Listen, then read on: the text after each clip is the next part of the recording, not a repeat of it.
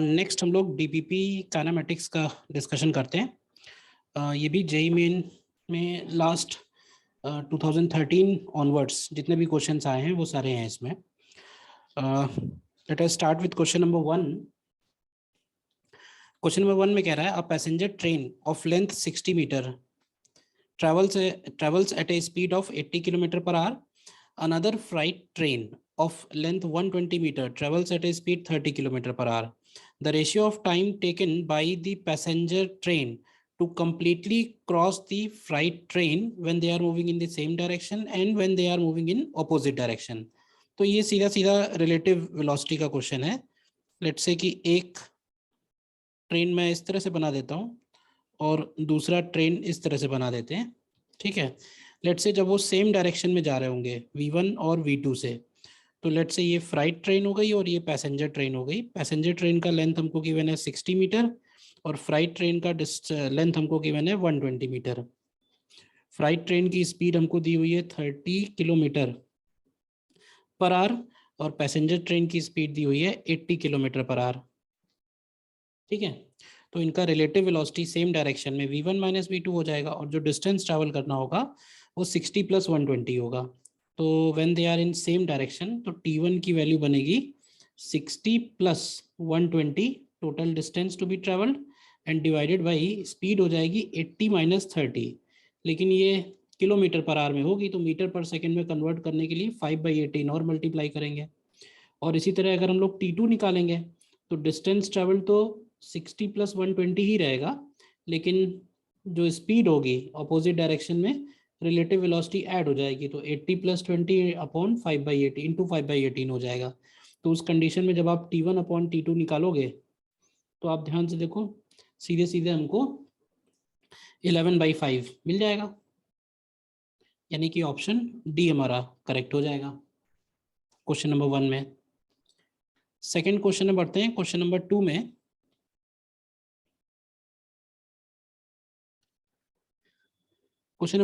two guns A and B can fire bullets at a speed 1 km per second and 2 km per second respectively from a point on horizontal ground. They are fired in all possible direction. The ratio of maximum area covered by the bullets on the ground. तो देखो bullets ground पे हैं और ground पे ही firing कर रही हैं, तो इसको ऐसे समझ के चलो कि जब हम प्रोजेक्टाइल को 45 डिग्री पे प्रोजेक्ट करते हैं तब जो वो रेंज कवर करेगा वो मैक्सिमम रेंज होती है और इस मैक्सिमम रेंज की वैल्यू U²/G के इक्वल होती है। तो एक तरह से जो एरिया कवर होगा, एरिया के लिए ये मैक्सिमम रेंज रेडियस का काम करेगी, तो ये हो जाएगा πr_max²। तो जो एरिया होगा वो भी हम बोल सकते हैं डायरेक्टली U⁴ के प्रोपोर्शनल होगा। तो अगर हम इन दोनों का एरिया लेंगे A1/A2 तो ये 1/2⁴ बनेगा। तो इस हिसाब से ये 1/16 आ जाएगा, डायरेक्टली आंसर डी पार्ट हो जाएगा। क्वेश्चन नंबर 3 में पढ़ते हैं। थर्ड में कह रहा है a particle starts from origin at t = 0 and moves along positive x-axis. The graph of velocity with respect to time is shown. What is the position of particle at t = 5 second? तो देखो VT graph given है और position बतानी है, तो displacement इस सीधे सीधे बोल सकते हैं ये एरिया अंडर VT कर्व, ठीक है। तो एरिया ही निकालना है हमें। स्टार्टिंग ओरिजिन से हुई और 5 सेकंड पे कह रहा है। ग्राफ थोड़ा ध्यान से देखना, 5 सेकंड पे पार्टिकल का ये पार्ट है, ठीक है ना।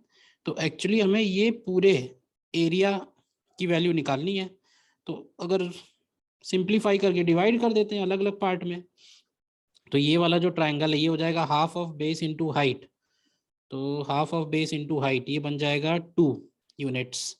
नेक्स्ट वाला जो रेक्टेंगल है वो 2 × 2 हो जाएगा 4, और एक और नेक्स्ट वाला रेक्टेंगल है ये हो जाएगा 1 × 3 यानी 3। तो टोटल एरिया बन जाएगा इसका सीधे सीधे 2 + 4 + 3 यानी 9, और इसको हम लोग लिखेंगे x5 - x0। ओरिजिन से ही स्टार्ट हो रहा है तो 5 सेकंड पे ही जो पोजीशन आएगी, जो डिस्प्लेसमेंट है वही पोजीशन है, यानी आंसर इसका 9 मीटर, बी पार्ट करेक्ट हो जाएगा। क्वेश्चन नंबर 4 में पढ़ते हैं। क्वेश्चन नंबर 4 में कह रहा है a particle is moving with velocity v vector is equal to k times y I cap plus x j cap, where k is a constant, the general equation of its path. तो देखो है क्या, इसको अगर हम अलग अलग करके लिख लें, let's say this is K Y times I cap and plus K X times J cap. तो ये जो पहला वाला टर्म है ये बनेगा D X upon D T, और ये जो दूसरा वाला टर्म है ये बनेगा D Y upon D T. अब ये इंटीग्रेट तो ऐसे डायरेक्टली नहीं होगा क्योंकि y dx के साथ आ रहा है, x dy के साथ आ रहा है।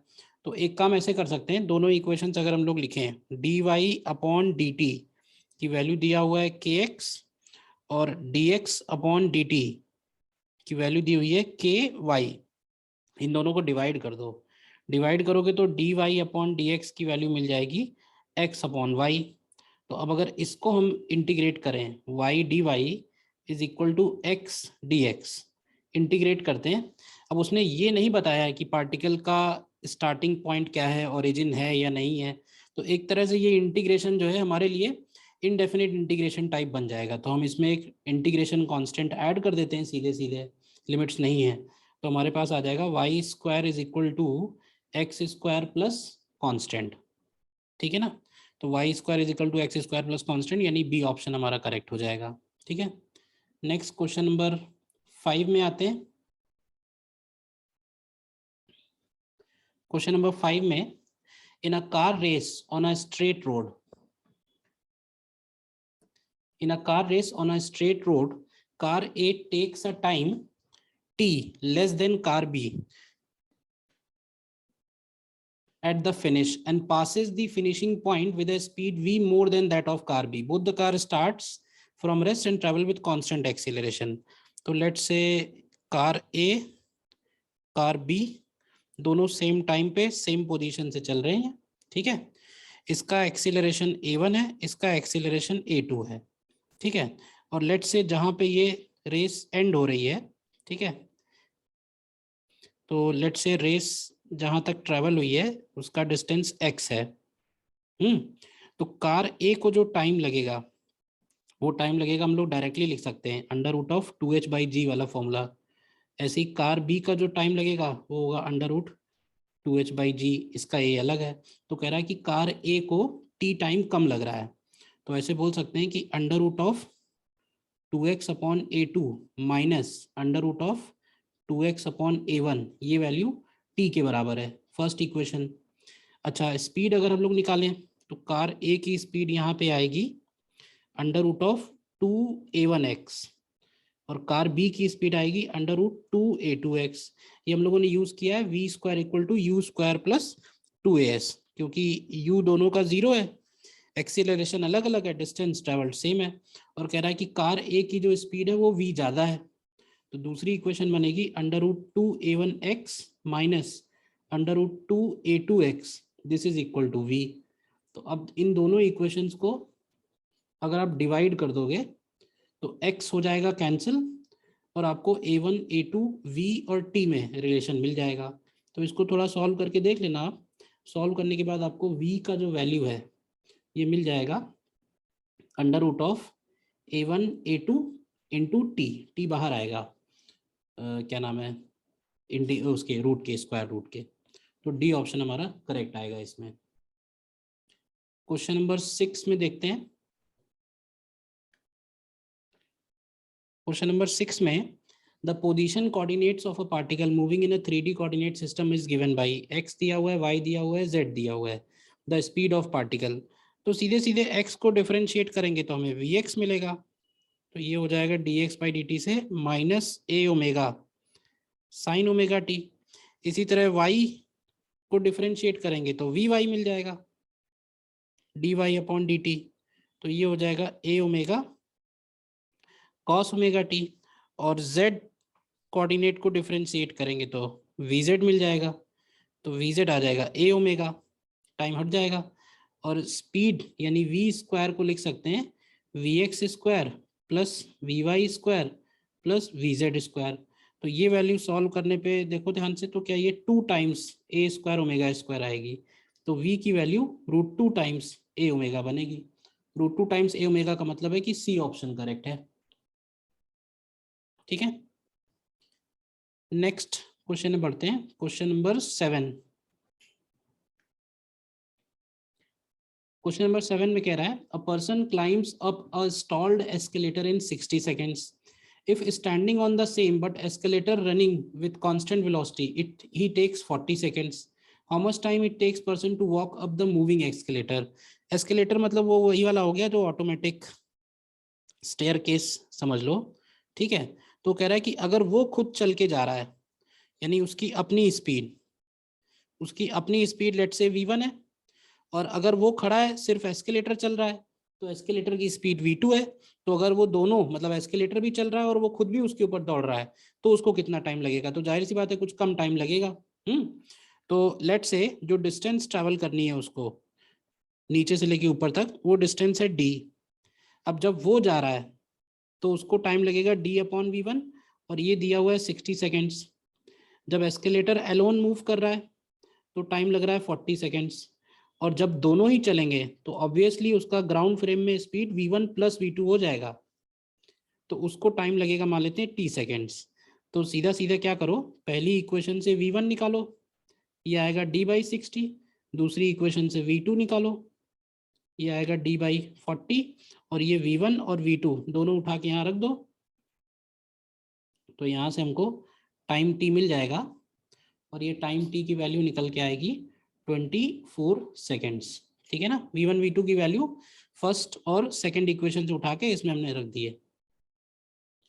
Question number 8।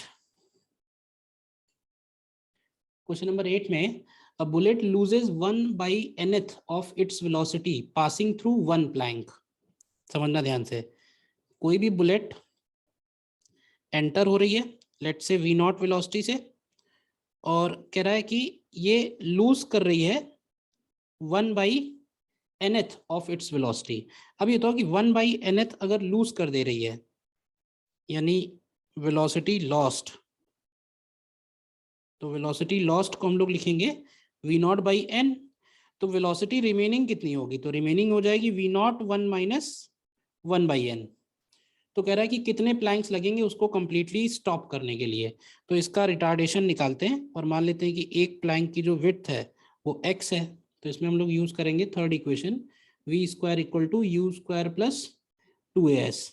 तो v² की जगह लिखेंगे v0² 1 - 1/n, u की जगह लिखेंगे v0² एंड -2ax लिख देते हैं इसको। इक्वेशन 1। अब मान लेते हैं कि अगर वो n प्लैंक लगेंगे टोटल, तो फाइनल वेलोसिटी 0 हो जाएगी, इनिशियल वेलोसिटी v0² और -2a nx हो जाएगा इक्वेशन 2। तो एक काम करो, v0² इधर ले आओ, v0² इधर ले आओ, और फिर दोनों इक्वेशंस को डिवाइड कर दो, देखो क्या मिलेगा। तो ये मिलेगा 1 माइनस ये भी होल स्क्वायर हो जाएगा ना, ये वाला टर्म होल स्क्वायर होगा, ये आएगा 1 - 1/n whole square and divided by 1 is equal to 1/n। देखो ध्यान से, तो यहाँ से n की वैल्यू ही निकालनी है, नंबर ऑफ प्लैंक्स। अच्छा मैंने दोनों n सेम ले लिए, तो एक काम करो इसको p प्लैंक ले लेते हैं, ये p है तो ये p है, p की वैल्यू निकालनी है। तो यहाँ से p की वैल्यू देखिए क्या हो जाएगी, 1/1 - अब इसका ब्रैकेट अगर ओपन करें तो 1 + 1/n² - 2/n। तो देखो कितना आएगा, ये आएगा 1/1/n² -1/n² + 2/n। तो ये p की वैल्यू देखो क्या बन रही है, n² / 2n - 1 आ रही है, ठीक है ना। तो ए ऑप्शन इसका करेक्ट हो जाएगा, ठीक है। क्वेश्चन नंबर 9 में आते हैं। क्वेश्चन नंबर 9 में the initial speed of a bullet fired from a rifle is 630। The rifle is fired at the center of the target 700 meter away from the same level. How far above the center of the target the rifle must be aimed in order to hit the target? वो ये कह रहा है कि एक target है which is 700 metre away, ठीक है। और हमें यहाँ से बुलेट फायर करनी है, मतलब O is the firing point and T is the target, और फायरिंग जो है वो 630 मीटर पर सेकेंड है। अब ये बात तो क्लियर है कि अगर हम डायरेक्टली टुवर्ड्स टारगेट फायर करेंगे तो ये जो बुलेट है ये सीधे तो जाएगी नहीं, पैराबोला की वजह से ये थोड़ा इस तरह से नीचे हो जाएगी। तो वो कह रहा है कि टारगेट से कितना ऊपर, टारगेट से कितना ऊपर हमको ये बुलेट एम करनी चाहिए जिससे कि ये जाके टारगेट पे हिट करे, ठीक है। तो ये वाला एंगल थीटा अगर हम ले लें और ये वेलोसिटी दी हुई है 630 मीटर पर सेकेंड, तो हम लोग सबसे पहले लिखेंगे कि रेंज की वैल्यू 700 मीटर होनी चाहिए, और इसमें फॉर्मूला लगाते हैं u square sine 2 theta upon g का। तो ये वैल्यू हो जाएगी यू स्क्वायर मतलब 630 स्क्वायर अपॉन जी को हम लोग 10 ले लेते हैं, और साइन 2 थीटा। तो जरा देखो साइन 2 थीटा कितना आएगा, साइन 2 थीटा आएगा 7000 अपॉन 630 इंटू 630। देखो कुछ कैंसिल हो रहा है, 7700 और ये हो जाएगा 10 9, तो ये कितना बचेगा, ये 1 अपॉन कुछ बच रहा है, देखो 63 इंटू 9, तो ये हो गया 27 और 56, तो ये इतना आ रहा है। तो एक तरह से तुम देखो तो ये स्मॉल आ रहा है, तो यहाँ से इसको हम लोग 2 थीटा लिख सकते हैं। तो थीटा की वैल्यू हो जाएगी 1 अपॉन 2 टाइम्स ऑफ 56.7, और थीटा को इस ट्राइंगल में हम लोग लिख देते हैं h अपॉन 700। तो यहाँ से h की वैल्यू हो जाएगी 700 अपॉन 2 इंटू 56.7। इसकी वैल्यू अगर हम कैलकुलेट करें तो ये 6.1 के आसपास आता है निकल के, यानी कि ऑप्शन सी करेक्ट है, ठीक है। नेक्स्ट आते हैं क्वेश्चन नंबर 10 में। क्वेश्चन नंबर 10 में the position of a projectile launched from the origin at t equal to 0 given है। t इक्वल टू 0 पे पोजीशन गिवन है, नहीं t इक्वल टू 0 पे सॉरी ओरिजिन है, t इक्वल टू 0 पे origin है, और ये पोजीशन दी हुई है at t equal to 2 seconds. If the projectile is launched at an angle theta, तो थीटा हमको फाइंड करना है। तो सीधा सीधा ऐसे बोल सकते हैं कि along x direction, along x direction, x direction में मालूम है कि हॉरिजॉन्टल वेलोसिटी कांस्टेंट है, तो ऐसे लिख सकते हैं कि ux इंटू टी जो है वो x कोऑर्डिनेट के इक्वल होना चाहिए। अब ux हमको निकालना है, टाइम 2 सेकंड है और x कोऑर्डिनेट 40 दिया हुआ है, तो आपको यहाँ से ux की वैल्यू मिल जाएगी 20 मीटर पर सेकेंड। और इसी तरह से अगर हम अलोंग वाई डायरेक्शन देखें तो वाई डायरेक्शन में प्रोजेक्टाइल में जो फॉर्मूला लगाएंगे वो s is equal to u t plus half a t square लगता है, यानी y is equal to u y into t plus half a t square, जिसमें वाई की वैल्यू 50 दी हुई है, यू वाई हमें निकालना है इंटू 2, और हाफ ए टी स्क्वायर की जगह minus of half g t square बनेगा। देखो तो यहाँ से आएगा u y is equal to अब ये 2 कैंसिल होके 20 और उधर ऐड होके 70, ये हो जाएगा 20 और 70/2 यानी कि 35 मीटर पर सेकेंड आ रहा है। अब यू वाई और यू एक्स मिल गया है तो tan थीटा की वैल्यू सीधे सीधे लिख सकते हैं y component velocity upon x component velocity. तो ये 35/20 आ रहा है, तो इसको हम लोग लिख सकते हैं 7/4। तो 7/4 यानी कि सी ऑप्शन हमारा करेक्ट है। नेक्स्ट पढ़ते हैं क्वेश्चन नंबर 11 में।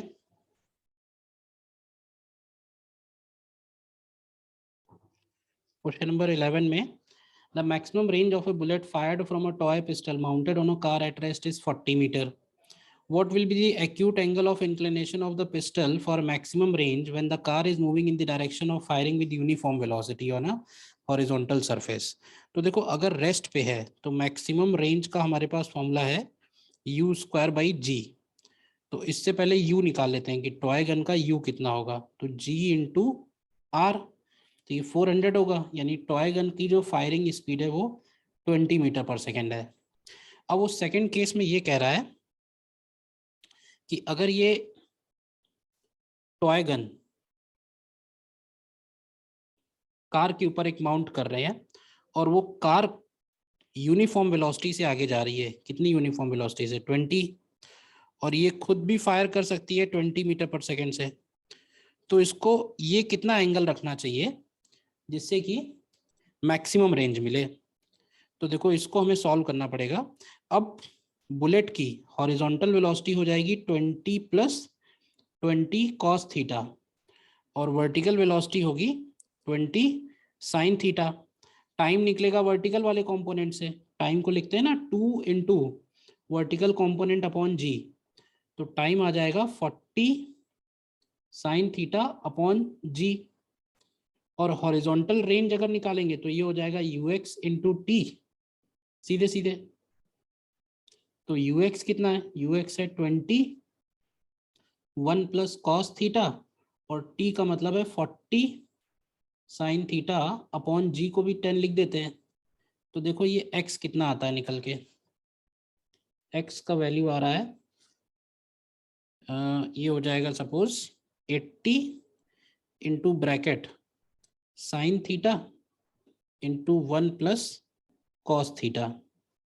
अब हमें ये जो फंक्शन आ रहा है ना sin थीटा × 1 + cos थीटा, इसको मैक्सिमाइज करना है। तो इसको अगर हम y ले लें तो इसको मैक्सिमाइज करने के लिए क्या तरीका लगाया जाए, sin थीटा × 1 + cos थीटा को मैक्सिमाइज करना है। तो y = sin theta × 1 + cos theta. तो चलो डिफ्रेंशिएट करते हैं directly. dy upon d theta की वैल्यू हो जाएगी first function into derivative of second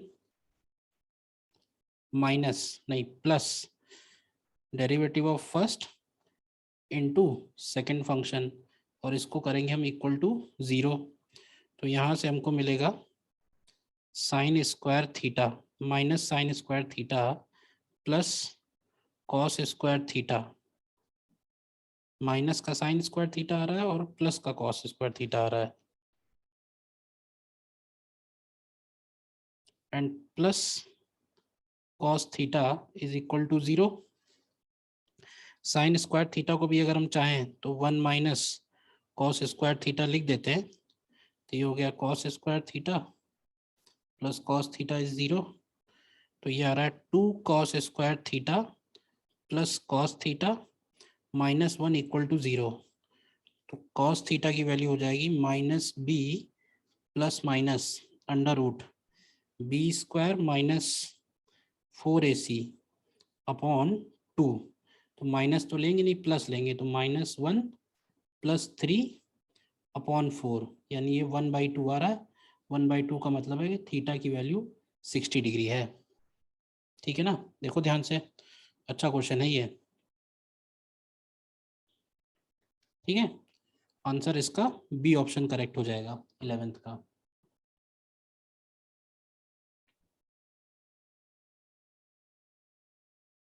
ठीक है, क्वेश्चन नंबर 12 में बढ़ते हैं। Question number 12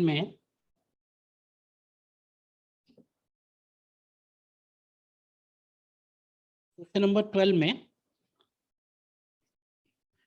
a ball projected from ground at an angle 45 degree just clears a wall in front of it. ठीक है, if the point of projection is 4 meter from the foot of the wall and ball strikes the ground at a distance 6 meter on the other side of the wall, then the height of the wall is।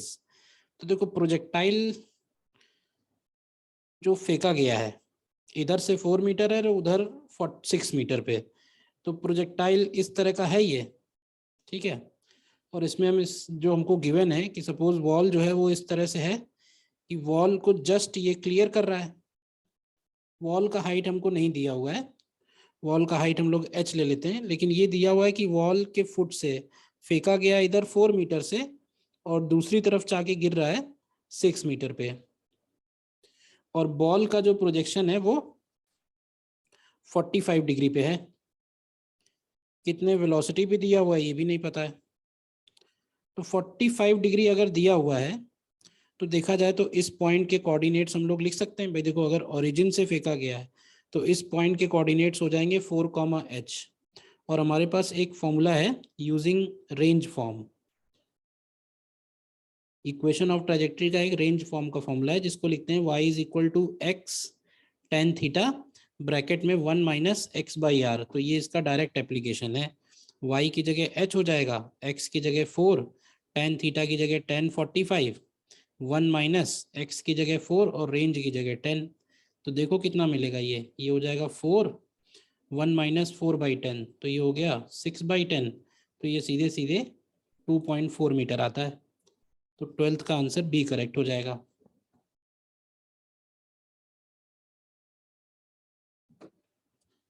ठीक है, next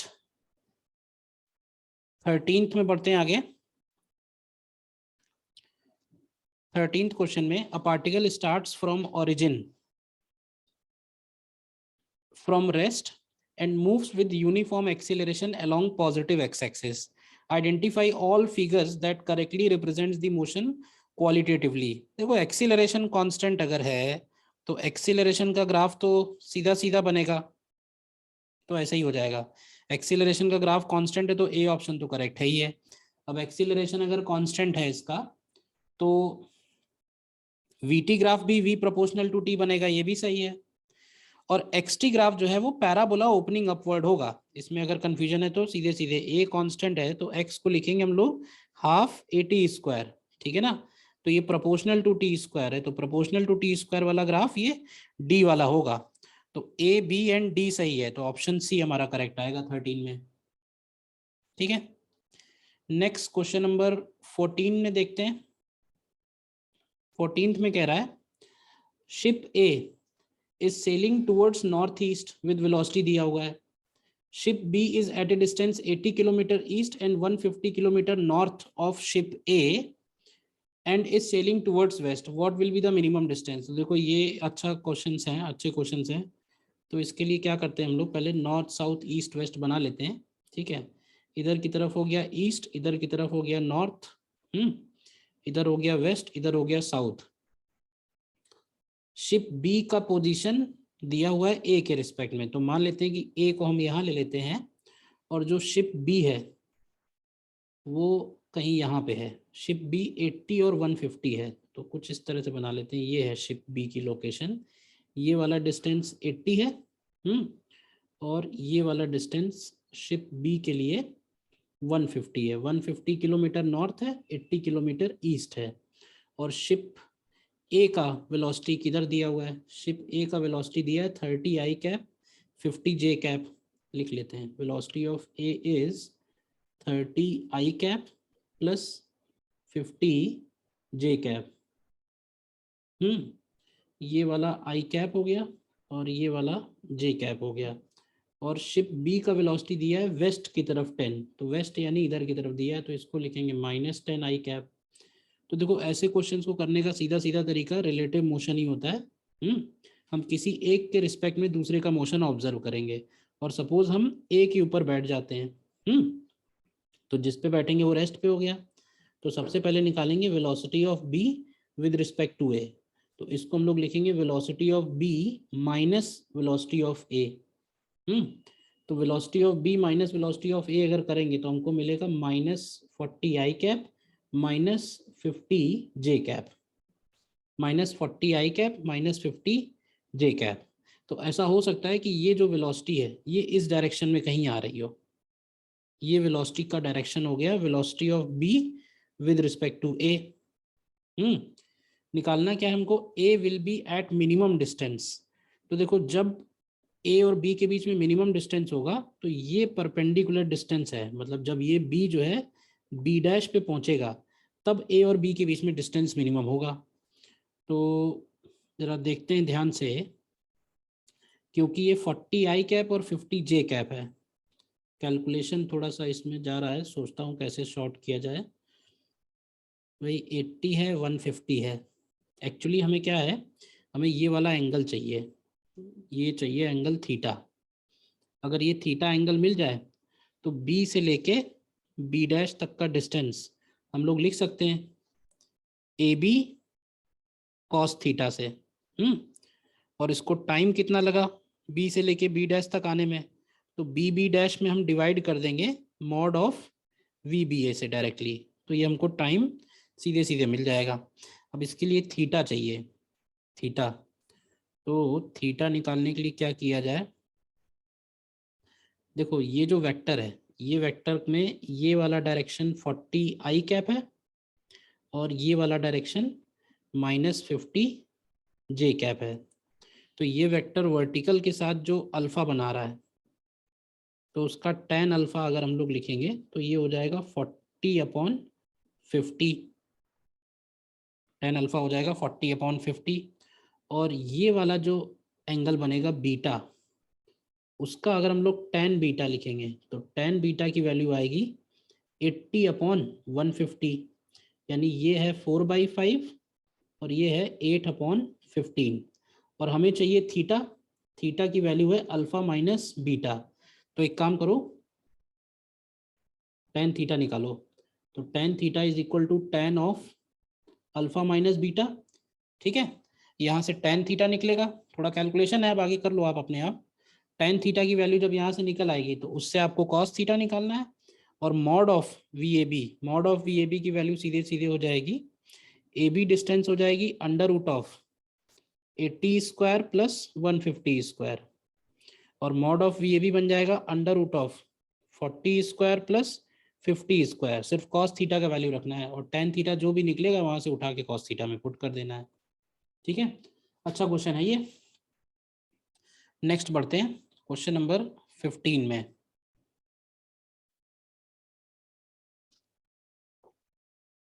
question number 15 में the position of a particle as a function of time t is given by x is equal to at plus bt square minus ct cube, where a b c are constant when the particle attains zero acceleration then its velocity is। तो velocity निकालने के लिए इसको differentiate करते हैं dx upon dt। तो dx upon dt की value आ रही है a plus 2bt minus 3ct square. Acceleration की वैल्यू आएगी dv बाई dt, तो ये बनेगी 2b माइनस 6ct। तो कह रहा है कि वेलोसिटी बतानी है जब एक्सीलरेशन जीरो है, तो एक्सीलरेशन जीरो कर देते हैं, तो यहाँ से टाइम मिलेगा आपको b/3c, और ये टाइम उठा के वेलोसिटी वाली एक्सप्रेशन में रख दो। वेलोसिटी सॉल्व करना है बस, a प्लस 2b और ये आएगा b/3c minus 3c into b square upon 9c square. तो ये देखो कितना बचेगा, a प्लस ये 2b स्क्वायर अपॉन 3c है और ये b स्क्वायर अपॉन 3c है, तो 2b स्क्वायर अपॉन 3c में b स्क्वायर अपॉन 3c जाएगा तो b स्क्वायर अपॉन 3c बचेगा सीधे सीधे। तो 15 का आंसर डी वाला करेक्ट है। ठीक है, क्वेश्चन नंबर 16 में आते हैं। क्वेश्चन नंबर 16 में the position vector of a particle changes with time according to the law। r vector given है 15t square I cap plus 4 minus 20t square j cap। तो what is the magnitude of acceleration, तो velocity vector हो जाएगा dr upon dt, तो ये बन जाएगा 30t I cap plus minus ये हो जाएगा 2t स्क्वायर है ना, तो माइनस 40t जे कैप। एक्सेलरेशन चाहिए तो इसको फिर से एक बार डिफरेंशिएट कर दो, तो dv अपॉन dt की वैल्यू हो जाएगी 30 आई कैप माइनस 40 जे कैप। तो ये एक्सेलरेशन टाइम पे डिपेंड नहीं कर रहा है, एक्सेलरेशन का जो मैग्नीट्यूड है वो कांस्टेंट आ रहा है, तो ये सीधे सीधे 50 मीटर पर सेकेंड स्क्वायर हो जाएगा। 16th का आंसर डी वाला करेक्ट है। ठीक है, नेक्स्ट आते हैं क्वेश्चन नंबर 17 में। क्वेश्चन नंबर 17 में The stream of a river is flowing with a speed 2 km per hour. A swimmer can swim at a speed of 4 km per hour. A swimmer can swim at a speed 4 km per hour. What should be the direction of swimmer with respect to flow of river to cross the river straight? तो ये भी सीधा सीधा formula based question है. cos theta is equal to minus of u upon v होता है. तो minus of u upon v अगर करेंगे तो ये -1/2 आएगा, यानी थीटा का वैल्यू सीधे सीधे 120 डिग्री बन जाएगा. 17 का आंसर डी हो जाएगा करेक्ट. ठीक है, नेक्स्ट क्वेश्चन में बढ़ते हैं आगे. क्वेश्चन नंबर 18 में, क्वेश्चन नंबर 18 में a plane is inclined at an angle alpha equal to 30 degree with respect to horizontal. A particle is projected with a speed u equal to 2 meter per second from the base of the plane, making an angle 15 degree with respect to plane. The distance from the base at which particle hits is close to. तो ये भी directly range निकालना है. Range along the incline का problem है. अगर formula याद है तो ठीक है, और नहीं याद है तो हमें टाइम सॉल्व करना पड़ेगा और फिर उस टाइम से हमें रेंज निकालनी पड़ेगी. अब देखो g के अगर कंपोनेंट करें तो g इधर की तरफ लगेगा, तो g का इस डायरेक्शन में कंपोनेंट आएगा g sin 30 और इस डायरेक्शन में कंपोनेंट आएगा g cos 30. इसी तरह से u के कंपोनेंट अगर करेंगे तो इधर कंपोनेंट आएगा u sin 15 और इधर की तरफ कंपोनेंट आएगा u cos 15. तो अगर टाइम निकालना है तो टाइम हम लोग y कंपोनेंट से निकालते हैं, तो 2uy अपॉन ay. तो ये बनेगा 2uy का मतलब हो गया 2 sin 15 अपॉन ay का मतलब होगा g cos 30. अब ये भी कैलकुलेटिव ही क्वेश्चन है और कुछ तो है ही नहीं इस क्वेश्चन में खाली. और अगर हमें x डायरेक्शन में, यानी इस डायरेक्शन को हम x बोल रहे हैं, इस डायरेक्शन को हम y बोल रहे हैं, तो x की वैल्यू हो जाएगी ux into t plus half ax into t square. ux की जगह लिखेंगे 2 cos 15 इंटू टी, जो टी हमने निकाला है, माइनस हो जाएगा हाफ ax की जगह आएगा g sin 30 और ऊपर जो टी निकाला हुआ है उसका स्क्वायर. तो ये थोड़ा आप सॉल्व करके देख लेना आप. ठीक है, sin 15 cos 15 की वैल्यू भी ज़रूरत पड़ रही है इसमें, तो ये निकालनी पड़ेगी आपको. तो इसका आंसर फिर 20 सेंटीमीटर के अप्रॉक्स आ जाना चाहिए. ठीक है, नेक्स्ट क्वेश्चन में बढ़ते हैं. Question number 19. क्वेश्चन नंबर 19 में a ball is thrown upward with an initial velocity v0 from the surface of earth.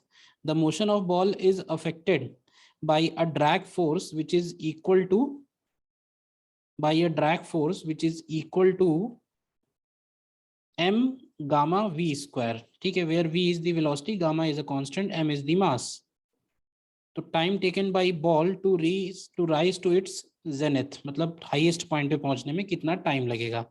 तो देखो, अगर हम बॉल को वर्टिकली अपवर्ड थ्रो कर रहे हैं तो हमको मालूम है कि ग्रेविटी तो नीचे काम करती ही करती है. इस ग्रेविटी के अलावा एक और एक्सीलरेशन काम कर रहा है which is gamma v square.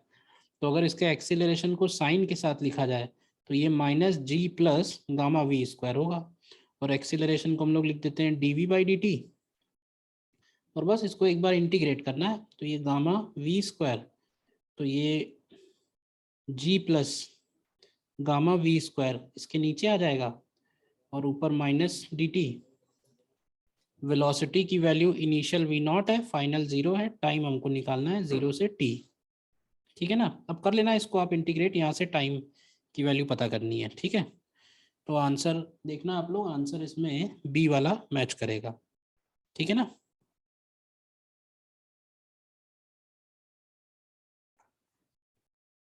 Next question आते हैं क्वेश्चन नंबर 20 में.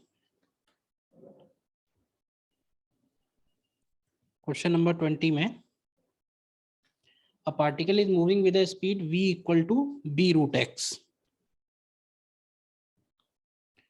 along the positive x-axis.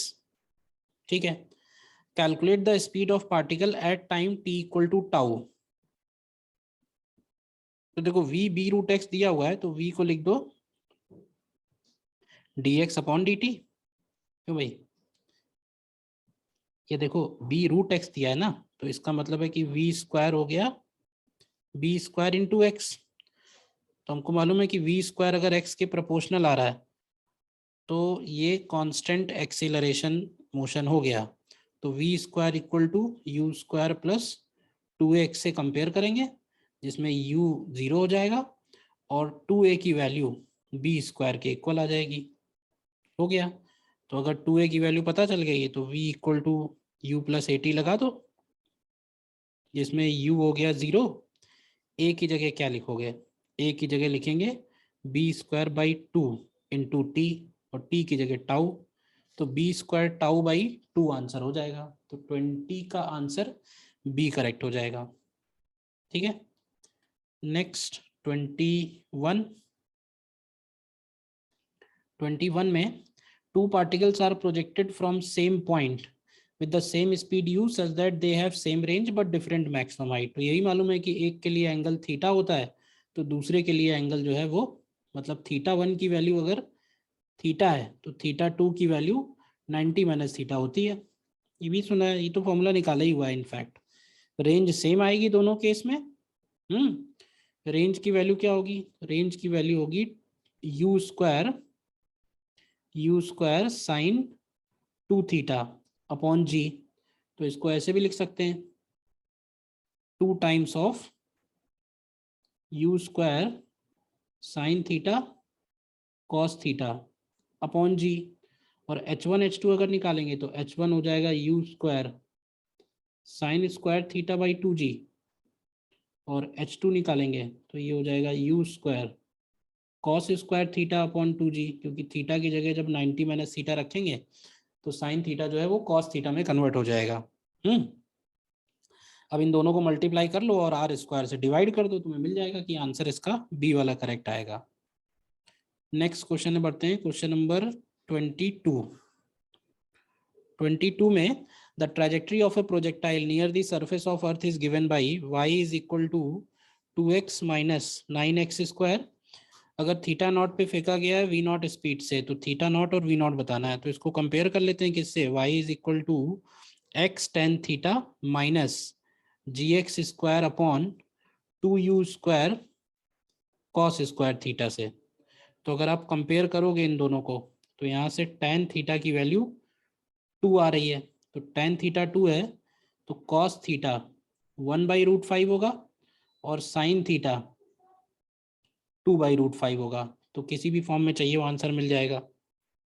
और g अपॉन 2 यू स्क्वायर, अब कॉस स्क्वायर थीटा हो जाएगा 1/5, ये वैल्यू 9 के इक्वल है। तो यहाँ से जरा देखो यू स्क्वायर कितना आएगा? यू स्क्वायर हो जाएगा 50/18। देखो 50/18 बनेगा क्या?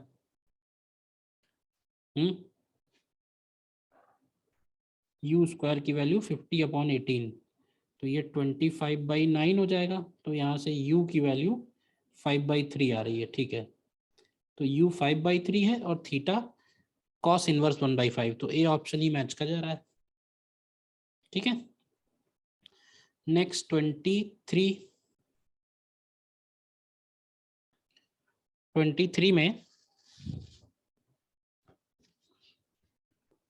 में a shell is fired from a fixed artillery gun with an initial speed u such that it hits the target on the ground at a distance r from it. If t1 t2 are the values of the time taken by it to hit the target in two possible ways, then the product t1 upon t1 t2। ये भी same वैसे ही question है कि पहले case में अगर angle theta है तो दूसरे केस में एंगल 90 माइनस थीटा होगा for same range with two different heights two different times. तो यहाँ से r की वैल्यू को लिख लेते हैं u square sine 2 theta upon g. ठीक है, t1 की वैल्यू लिखेंगे तो ये हो जाएगी 2u sine theta upon g, और t2 की वैल्यू लिखेंगे तो 2u cos theta upon g. ठीक है, तो t1 t2 का हम प्रोडक्ट करेंगे और r के साथ कैलकुलेट कर लेना, r से डिवाइड कर देना, तो 23 का आंसर सी वाला मैच कर जाएगा। ठीक है, 24 देखते हैं।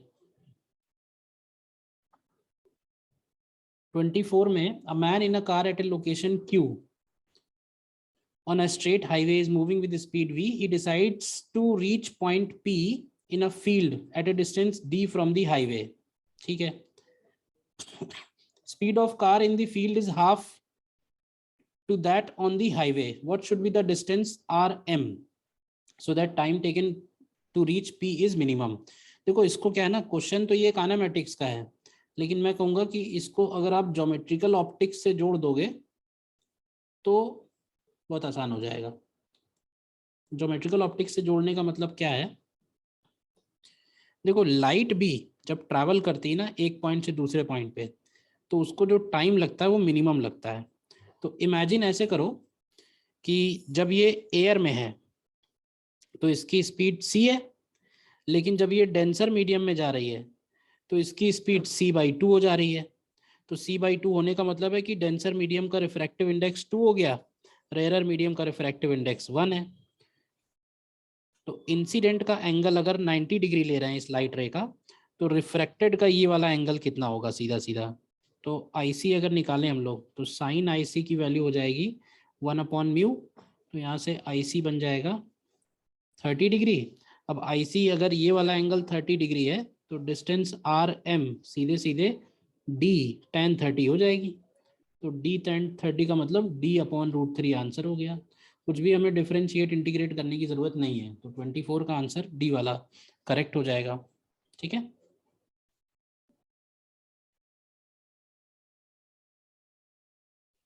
नेक्स्ट क्वेश्चन नंबर बढ़ते हैं. क्वेश्चन नंबर 25 में 25 में कह रहा है a particle is moving along x axis with its coordinate with time t is given by x is equal to 10 plus 8t minus 3t square. Another particle is moving along y axis with its coordinates as a function of time as y is equal to 5 minus 8t cube. At t equal to 1 second, the speed of second particle is measured in the frame of first particle.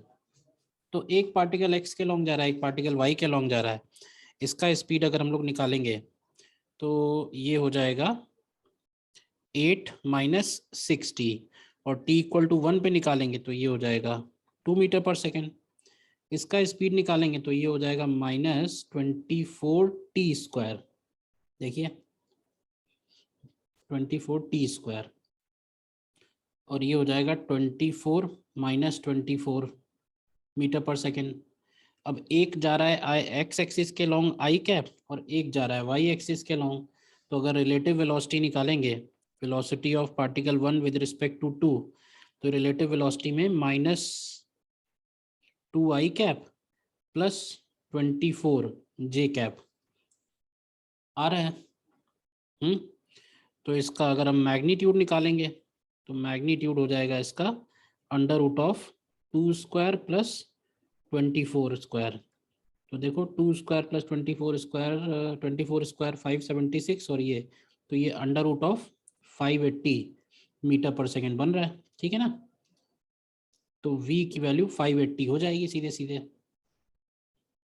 ठीक है ना. Next question number 26 में कह रहा है a ball is dropped from the top of a 100-meter high tower on a planet. In the last half second before hitting the ground, it covers a distance 19 meter. ठीक है. तो देखो 100 metre का tower है, highest point से इसको हमने drop किया है और कह रहा है कि लास्ट का जो हाफ सेकेंड है उसमें इसने 19 मीटर का डिस्टेंस ट्रेवल किया है और टाइम लगा है 0.5 सेकेंड. तो एक्सीलरेशन ड्यू टू ग्रेविटी बताना है. तो देखो कांस्टेंट एक्सीलरेशन मोशन है ये. तो कांस्टेंट एक्सीलरेशन मोशन की खास बात ये होती है कि ये सिमेट्रिक होता है.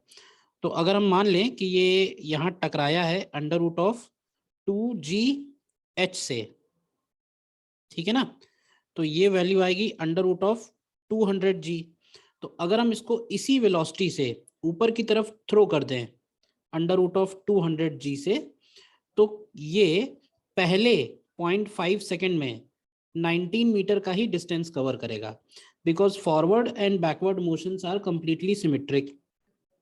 तो हमने सॉल्व करना है अपवर्ड मोशन, तो इसमें हम लोग लिखेंगे s is equal to u t plus half a t square लगाते हैं। s की जगह लिखेंगे हम लोग 19, u की जगह लिखेंगे under root of 200g, time की जगह आएगा 1/2 माइनस हाफ, a की जगह हो जाएगा g माइनस जी, और टी स्क्वायर का मतलब हो जाएगा 1/2 का होल स्क्वायर। अब यहाँ से सॉल्व करके हमें g निकालना है। तो देखो ये क्वाड्रेटिक इक्वेशन तो बन ही रही है, तो 19 इज इक्वल टू, अब ये 2 को अंदर ले जाएं अगर, तो ये 4 हो जाएगा, 4 को कैंसिल करेंगे तो under root of 50g minus ये हो जाएगा g/8। देखो तो यहाँ से g का वैल्यू कैलकुलेट करो, मुझे लगता है कुछ पॉइंट में कुछ आ जाएगा।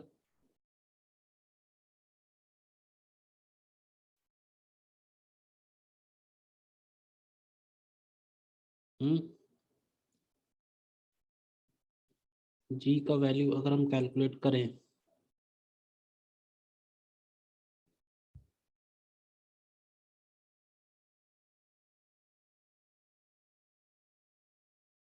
तो सॉल्व करके देखो, क्वाड्रेटिक है तो यहाँ से g के 2 आंसर आ रहे हैं, 2 आंसर अप्रोक्सीमेटली, मतलब क्लोजेस्ट इंटीजर वाले अगर लिखें तो 8 मीटर पर सेकेंड स्क्वायर और 2880। भाई क्वाड्रेटिक बनेगी तो 2 आंसर तो आ ही सकते हैं ना।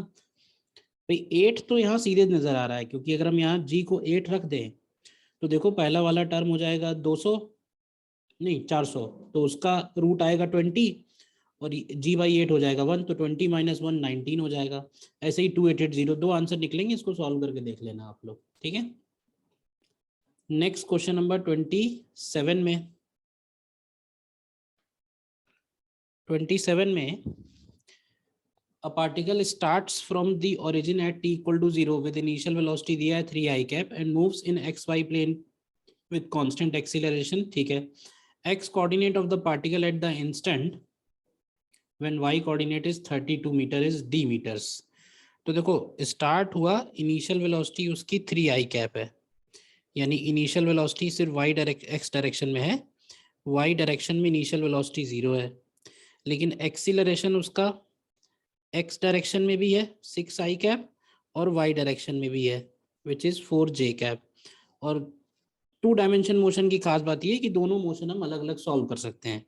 तो अगर हम अलोंग y सॉल्व करते हैं तो अलोंग y एक्सिस हम ये पता करते हैं कि 32 मीटर्स कितनी देर के बाद आएगा, तो y is equal to half a t square लगा दो, तो y की जगह 32 और एक्सीलरेशन की जगह 4 इंटू टी स्क्वायर, तो यहाँ से आपको t की वैल्यू देखिए मिल जाएगी 4 सेकेंड, और 4 सेकेंड्स के बाद वो x डायरेक्शन में कितना दूर पहुंचेगा, तो x डायरेक्शन में हम लोग लगाएंगे you t plus half a t square, क्योंकि u भी है, तो you x into t plus half A x into t square, तो ये हो जाएगा 3 into 4 plus half of 6 into 4 square. तो देखो कितना बनेगा, ये 3 इंटू 4 हो गया 12 और ये हो गया 16, तो ये 48 हो गया, तो ये टोटल मिला के 60 मीटर आ जाएगा, तो डी ऑप्शन करेक्ट होगा, ठीक है।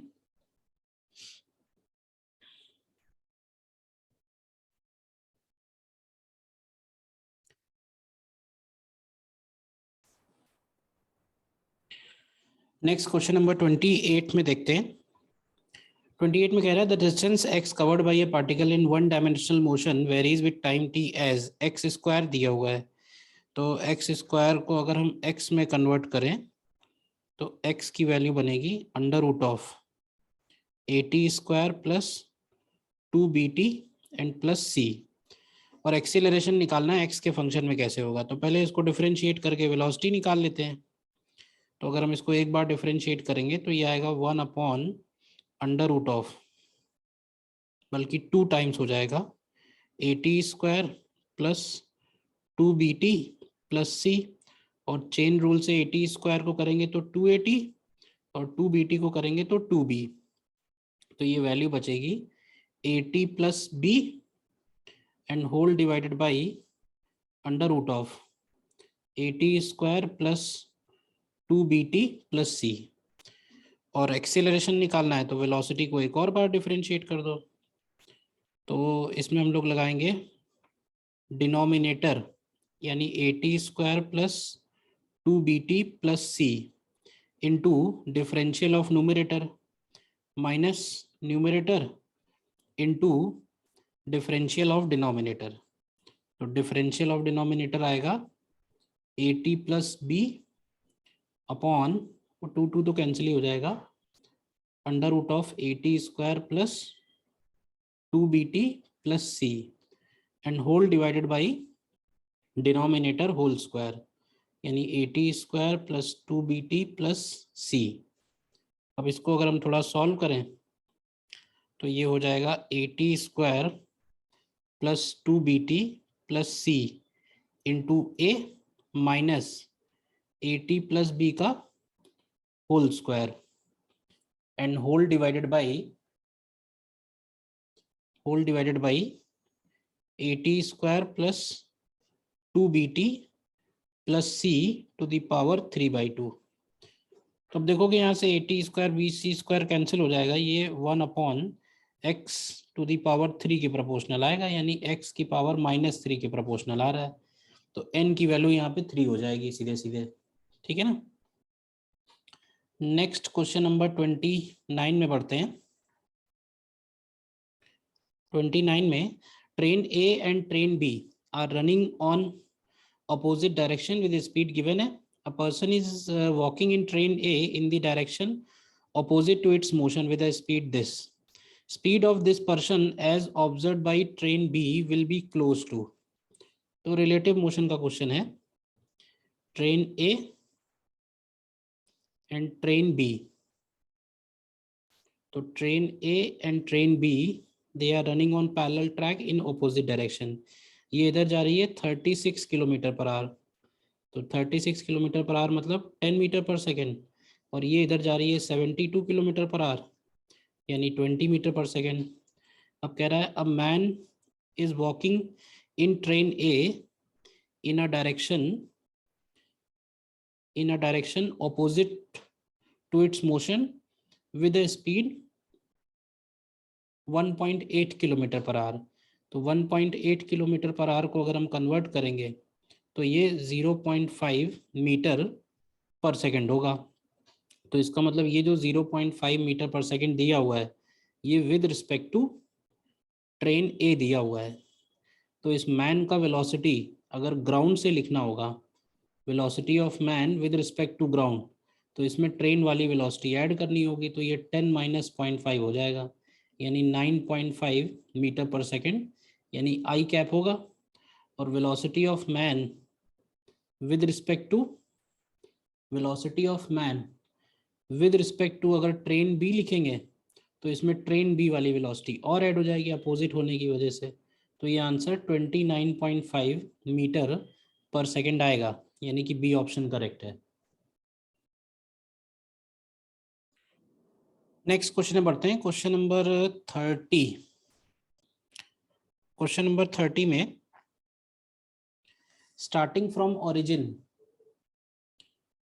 at t equal to 0 with initial velocity 5 j cap, a particle moves in xy plane with constant acceleration. At time t, its coordinates are 20, y0. तो t और y0 बताना है। तो ये भी 2 डायमेंशन मोशन का क्वेश्चन ही है।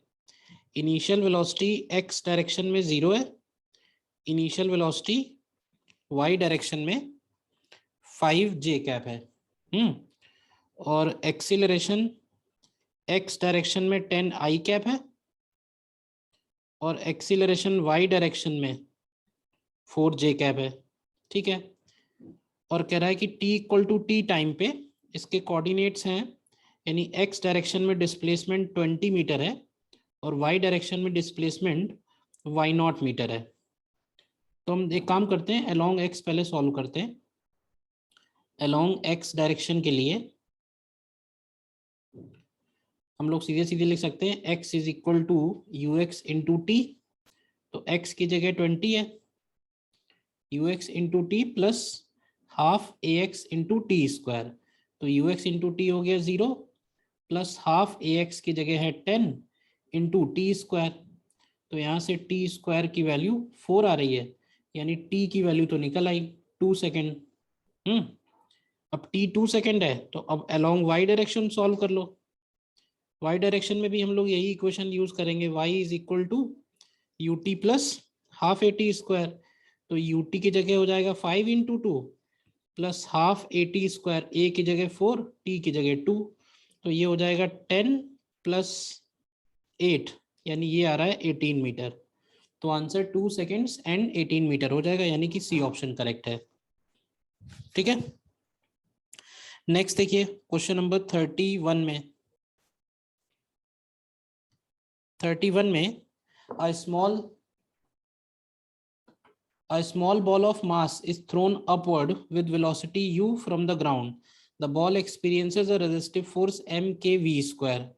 Maximum height attained. अब ये सेम क्वेश्चन पहले भी आ चुका है, लेकिन उसमें उसने टाइम पूछा था, यहाँ उसने हाइट पूछी है। तो देखिए पीछे था ACTP पे क्वेश्चन। एक्सीलरेशन हम लोग लिखेंगे तो माइनस में लिखेंगे g plus k v square, मास हटा देंगे, फोर्स अपॉन मास एक्सीलरेशन होगा। और इसको इस बार हम लोग लिखेंगे v dv अपॉन dx के इक्वल। तो यहाँ से v dv upon g plus k v square is equal to minus d x. तो इंटीग्रेट करेंगे, वेलोसिटी की वैल्यू इंटीग्रेट करेंगे u से लेके 0 तक, और x की वैल्यू 0 से लेके x मैक्स तक। तो इसको एक बार इंटीग्रेट करो, लॉग में कुछ बन जाएगा इसका आंसर। 31 में आंसर बी ऑप्शन दिया हुआ है, ठीक है ना। इसमें सीधे सीधे लॉग बन जाएगा, बस इंटीग्रेशन बाय सब्स्टिट्यूशन लगाना।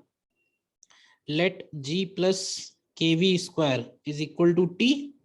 तो यहाँ से आएगा 2 k v d v is equal to d t, या लिख सकते हैं v d v is equal to d t upon 2k।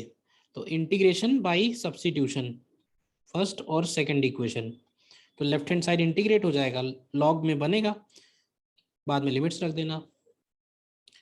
Next question number 32 में आते हैं।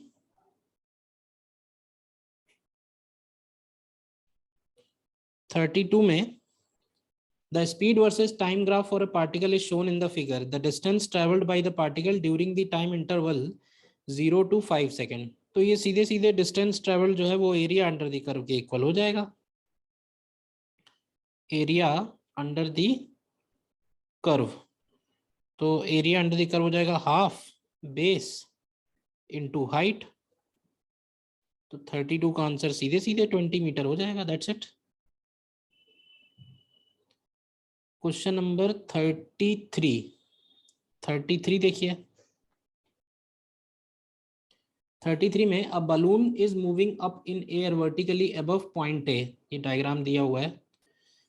अ balloon is moving up in air vertically above point A on ground when it is at a height h1। A girl standing, ये figure copy कर लेते हैं।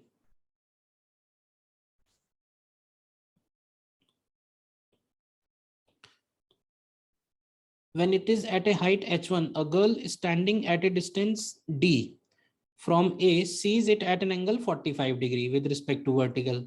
When the balloon climbs up further height h2, it is seen at an angle 60 degree with respect to the vertical. If the girl moves farther away by 2.464 d, then the height h2 is given by। तो मैं h2 की value d के terms में निकालनी है। तो ये तो बहुत सीधा सीधा हाइट एंड डिस्टेंस टाइप का क्वेश्चन है, इसमें काइनेमेटिक्स तो कुछ लग ही नहीं रहा है भाई। इस ट्राइंगल में ये 45 डिग्री है, तो h1 की वैल्यू d के बराबर हो गई, और इस ट्राइंगल में ये एंगल 30 डिग्री के बराबर है। तो हम लोग डायरेक्टली लिख सकते हैं h2 plus d is equal to d plus 2.464 times d into tan 30 degree. देखो, तो यहाँ से h2 निकालना है सीधे सीधे, क्यों भाई, h2 निकालना है सीधे सीधे भाई। 1 प्लस 2.6 नहीं सॉरी 1 प्लस 2.464, इसमें डिवाइड करना है हमको 1.732 से, डिवाइड करना है, मल्टीप्लाई कर दो जो वैल्यू दी हुई है 0.5774 से। और इसमें -1 कर देना है, तो ये 1 के ही इक्वल आ रहा है, डी के इक्वल। तो 33 का आंसर ए वाला करेक्ट आ रहा है सीधे सीधे, ठीक है ना। 34 देखिए,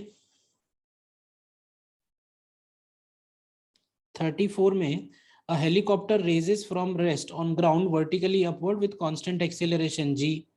A food packet is dropped from the helicopter when it is at a height h. The time taken by packet to reach the ground is close to. तो वो कह रहा है कि पहले तो हेलीकॉप्टर रेस्ट से स्टार्ट हो रहा है, तो देखो अगर वो रेस्ट से स्टार्ट हो रहा है और उसका एक्सीलरेशन जी है, तो एच हाइट पे जाते जाते उसकी वेलोसिटी को हम लोग लिख सकते हैं √2gh। तो अगर कोई पैकेट यहाँ से ड्रॉप हुआ है तो उसकी वेलोसिटी भी इतनी होगी √2gh। यानी वो जो फूड पैकेट है, पहले वो फूड पैकेट थोड़ा ऊपर जाएगा और फिर वो नीचे आएगा। तो फॉर फूड पैकेट अगर हम सॉल्व करें, फॉर फूड पैकेट डिस्प्लेसमेंट हमें चाहिए -h, नीचे की तरफ है, वेलोसिटी है ऊपर की तरफ, तो √2gh into t minus half a into t square, ये बनेगा इक्वेशन। तो इसमें t में क्वाड्रेटिक इक्वेशन है, यही सॉल्व करना है। इसको ऐसे लिख लो, GT² minus 2√2gh into t minus 2h equal to 0। देखो टाइम निकालना है g और h के टर्म्स में, तो इसमें से t इक्वल टू हो जाएगा 2√2gh प्लस √b², b² करेंगे तो ये हो जाएगा 8gh माइनस -4, तो ये 8gh और हो जाएगा अपॉन 2g। तो देख लो यहाँ से टाइम की वैल्यू कितनी आती है। 34th में आंसर सी गिवन है। अब देखो चेक करके, भाई 2 तो इसमें से कैंसिल हो ही रहा है। इनफैक्ट √h अपॉन जी बाहर ले लो कॉमन, तो ये 2 कैंसिल होने के बाद इधर √2 बच रहा है प्लस इधर 2 बच रहा है, तो 2 प्लस √2 3.4 बन जाएगा। तो सी ऑप्शन करेक्ट है।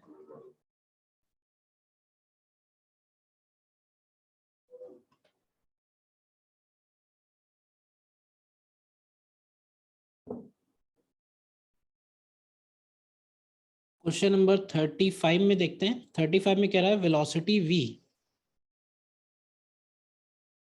35 में भी ग्राफ दिया हुआ है, इसको कॉपी कर लेते हैं।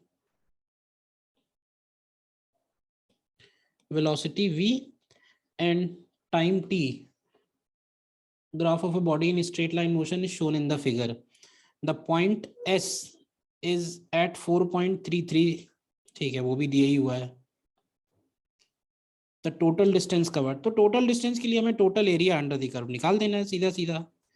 अगर आप ध्यान से देखो ये शायद इससे मैच करेगा, डायग्राम बना नहीं है उतना अच्छा, बट ये इससे मैच करेगा, ये इससे मैच करेगा और ये पॉइंट इससे मैच करेगा, ठीक है ना। डायग्राम थोड़ा सा सही होना चाहिए, रुको जरा इसको मैं सही कर देता हूँ। ये जो 1 2 3 4 5 लिखे हुए हैं, ये इसमें ये 1 2 3 4 5 एंड 6 ये करेक्ट नहीं है।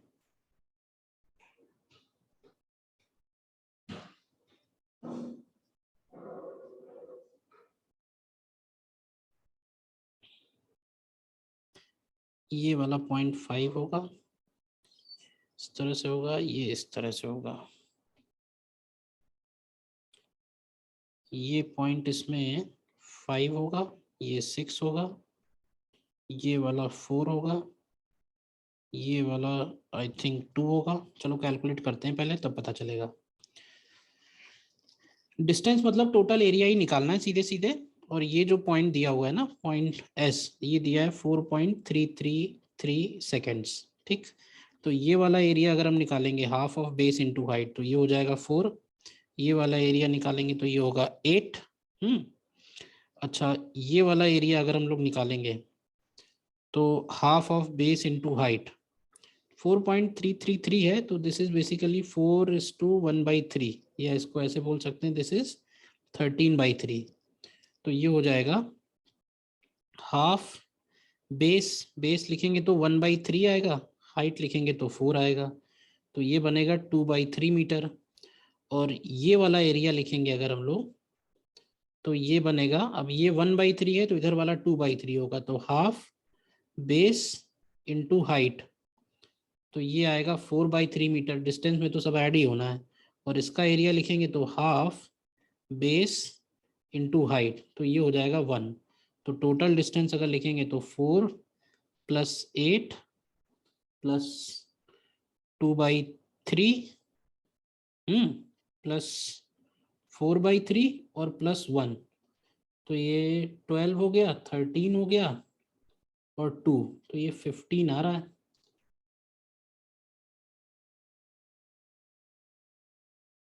तो 35 का आंसर डी दिया हुआ है। Distance covered up to 6 second, तो आंसर तो मैच नहीं कर रहा है, तो इसका मतलब है ये पॉइंट्स ही कुछ गड़बड़ दिए हुए हैं।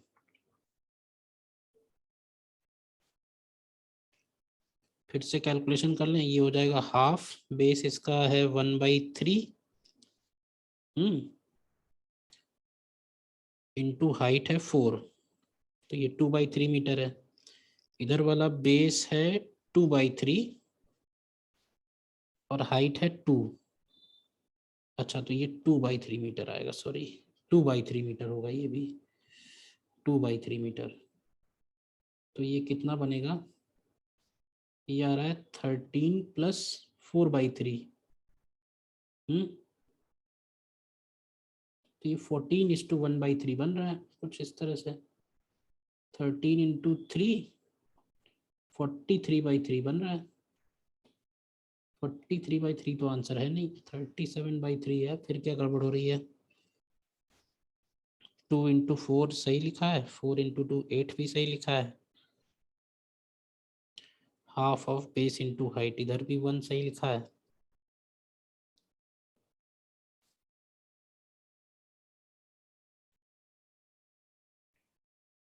ये क्वेश्चन मैंने चेक किया, एक्चुअली ये पॉइंट ही गड़बड़ है। ये वाला पॉइंट जो है ये 4 नहीं है, ये वाला पॉइंट 3 है।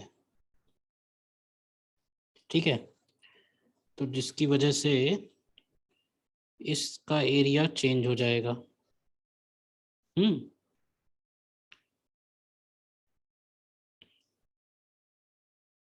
ये एरिया भी चेंज हो जाएगा। ठीक है, दोबारा निकाल लेते हैं, तो क्वेश्चन में करेक्शन कर लेना। ये हो जाएगा 4 × 1, ये भी 4 हो जाएगा। ये वाले एरिया निकालेंगे तो हाफ बेस, अब इस बार इसका बेस बनेगा 10, 4 × 1/3 है, तो माइनस कर देंगे तो ये 4/3 बन जाएगा।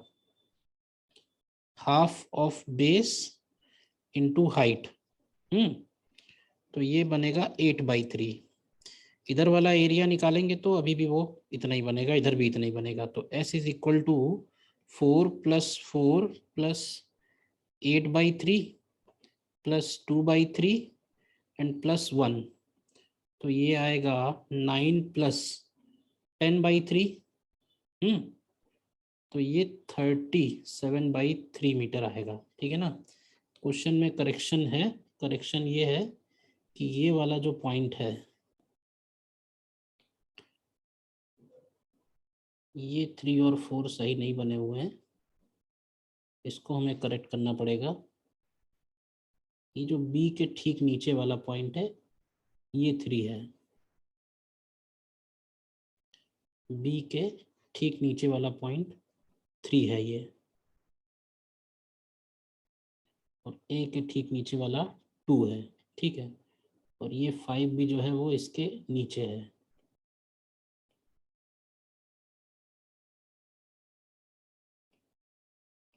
ठीक है ना, 37/3। नेक्स्ट क्वेश्चन में बढ़ते हैं। क्वेश्चन नंबर 36 में 36 में when a car is at rest its driver sees raindrops falling on it vertically when driving the car with a speed v he sees the raindrop are coming at an angle 60 degree on further increasing the speed it changes to 45 degree तो इसमें सीधा सीधा ये formula लगना है velocity of rain drops with respect to ground is equal to velocity of rain with respect to car plus velocity of car with respect to ground. ठीक है, तो कह रहा है कि जब कार रेस्ट पे है तो रेन ड्रॉप्स की वेलोसिटी वर्टिकली डाउनवर्ड है, तो ये एक ऐसा वेक्टर है जो चेंज नहीं होगा. इसके बाद कह रहा है कि जब हमने कार के को हॉरिजॉन्टल डायरेक्शन में ले गए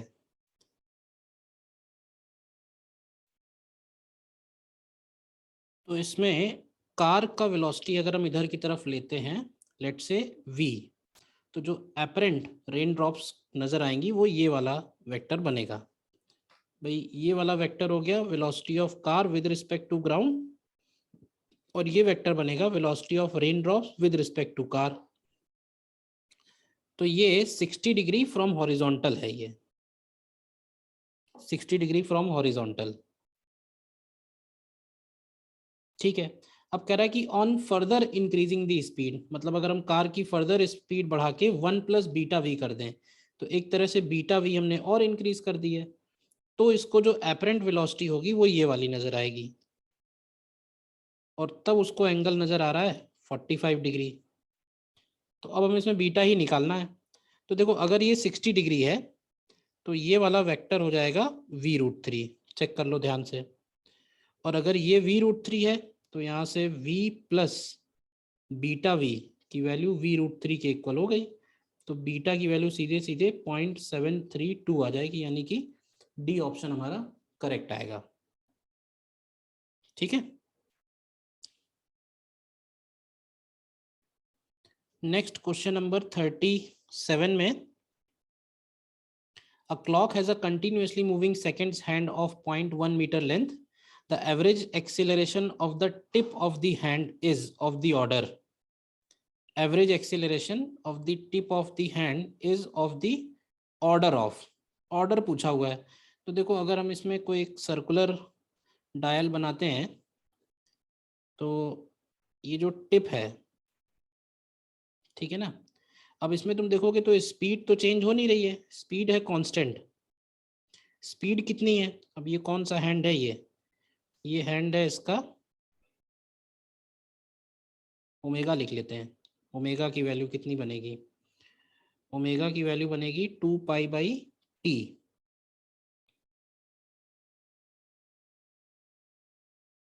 सेकेंड्स हैंड की बात कर रहे हैं ना, तो सेकेंड्स हैंड को एक पूरा चक्कर लगाने में 60 सेकेंड्स लगेंगे, तो इसका ओमेगा आ जाएगा पाई बाई 30 रेडियन पर सेकेंड.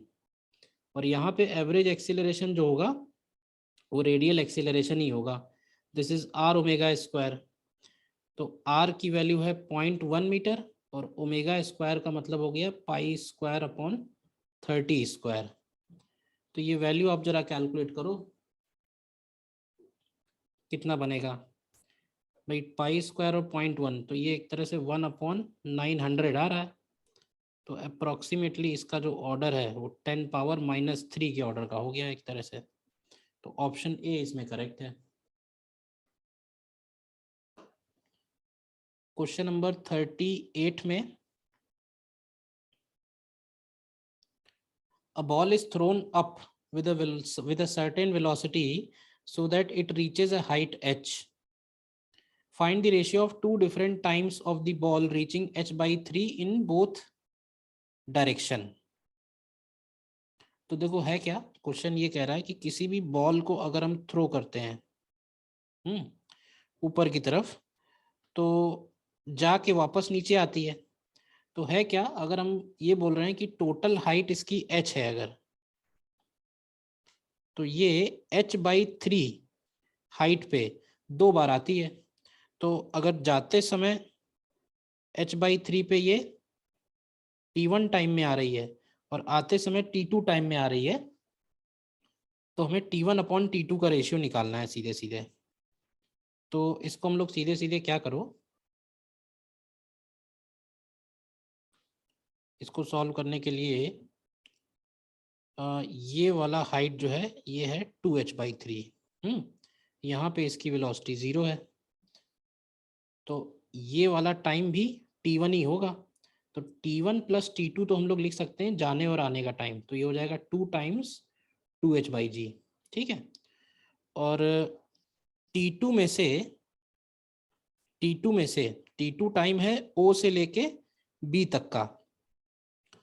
तो o से लेके b तक के टाइम में o से लेके a तक का टाइम अगर हम सब्ट्रैक्ट कर दें तो ये a और b के बीच का टाइम आ जाएगा। तो a और b के बीच का टाइम आएगा 2 × √2h, h की जगह 2h/3/g आएगा। देखो, तो इन दोनों इक्वेशन से हम लोग t1 और t2 निकाल सकते हैं। दोनों इक्वेशंस को अगर ऐड किया जाए तो 2t2 = और इसमें √h/g तो बाहर ले लो, अंदर देखो क्या बचता है। तो एक तरफ बचेगा 2√2 और एक तरफ बचेगा 2 √4/3। ठीक है, इसी तरह से अगर हम इनको सब्ट्रैक्ट कर दें तो 2t1 आ जाएगा। 2t1 भी निकालेंगे तो √h/g, सब्ट्रैक्ट करेंगे तो 2√2 - 2 √4/3। तो अगर हम यहाँ से t1/t2 चाहते हैं तो डिवाइड कर दो t1/t2। तो इसमें डिवाइड करेंगे तो 2 कैंसिल, तो ये आएगा √2 × √3 - √4 यानी 2 डिवाइडेड बाई √2 × √3 + 2। तो देखो इसमें से कोई आंसर मैच कर रहा है, रूट भी कैंसिल हो जाएगा। तो ये √3 - √2/√3 + √2 आ रहा है। क्वेश्चन नंबर 38 का आंसर डी वाला मैच कर रहा है। ठीक है, देन 39 देखिए। 39 में 2 spherical balls having equal masses with radii 5 centimeter each are thrown upward along the same vertical direction at an interval of 3 seconds. 2 spherical balls having equal masses with radius 5 centimeter each are thrown upwards along the same vertical direction at an interval of 3 seconds with the same initial velocity 35 meter per second. Then these balls collide at a height of। तो देखो, कोई भी ball collide तब करेगी जब उनका time जो है वो सेम हो जाए एक तरह से। तो रेडियस का तो खैर इतना कोई मतलब नहीं है, रेडियस निग्लिजिबल है, वो यही कहना चाह रहा है। ठीक है ना, तो ऐसे देखो कि जब हमने सेकंड बॉल को थ्रो किया कितने स्पीड्स पे, 35 मीटर पर सेकंड पे, तो तब फर्स्ट बॉल की क्या लोकेशन थी, लोकेशन क्या थी और उसकी स्पीड क्या थी एक तरह से। ठीक है ना, तो फर्स्ट बॉल का अगर हम डिस्प्लेसमेंट निकालेंगे तो हो जाएगा 35 × 3 -½ g × 3²।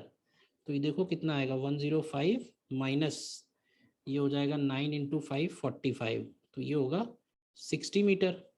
और उसकी वेलोसिटी क्या होगी, तो वेलोसिटी होगी 35 - gt। तो ये वेलोसिटी होगी उसकी 5 मीटर पर सेकेंड।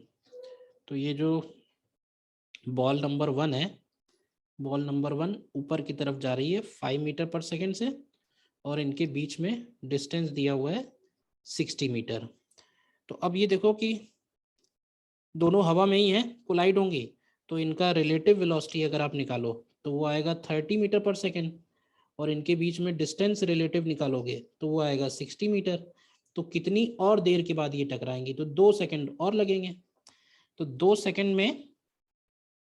सेकेंड में बॉल 1 का डिस्प्लेसमेंट निकाल दो कितना होगा, या बॉल 2 का डिस्प्लेसमेंट निकाल लेते हैं, ज़्यादा अच्छा है। बॉल 2 का डिस्प्लेसमेंट 2 सेकेंड में निकालेंगे तो ut + ½ at², तो u × t - ½ at², तो ये आएगा 70 - 20, तो ये 50 मीटर हमारा आंसर दिया हुआ है। ठीक है ना, 2 सेकेंड के बाद बॉल 2 का डिस्प्लेसमेंट निकाल लिया है, जहां बॉल 2 होगी वहीं बॉल 1 होगी।